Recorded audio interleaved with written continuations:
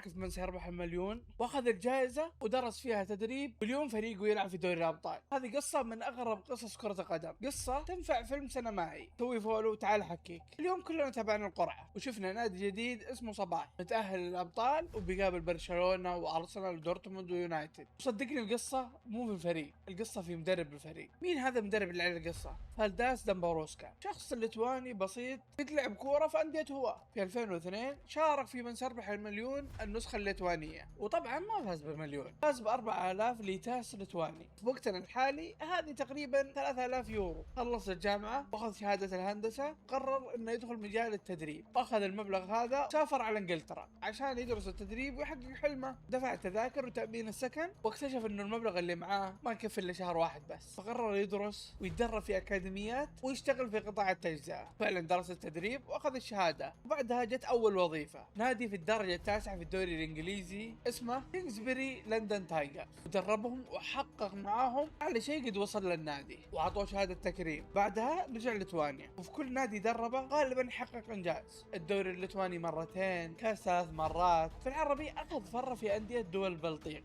وغالبا كان يطلع بإنجاز، يا كاس يا دوري. لين في 2025 جاء العرض من نادي صباح الأذربيجاني، وفعلا من أول موسم يحقق الدوري والكاس ويكسر سيطرة كرباخ في أذربيجان. آخر 14 سنة خسر الدوري بس مرتين، واحدة منها من نادي صباح السنة الماضية. وتأهل الأبطال، وبما أنه تصنيف أذربيجان والدوري الأذربيجاني مو ذاك الزود، بدأ من أول دور في الملحق وقدر يفوز في الدور الأول والثاني والثالث والرابع، واليوم واصل مرحلة الدوري في أبطال أوروبا وبيقابل برشلونة وارسنال ودورتموند ويونايتد. قصة جميلة تحمسك تشوف له مباراة على الأقل. كان هذا مقطعنا اليوم، لو عجبك المقطع لا تنسى تسوي فولو، الله يسعدك، ونشوفكم على خير.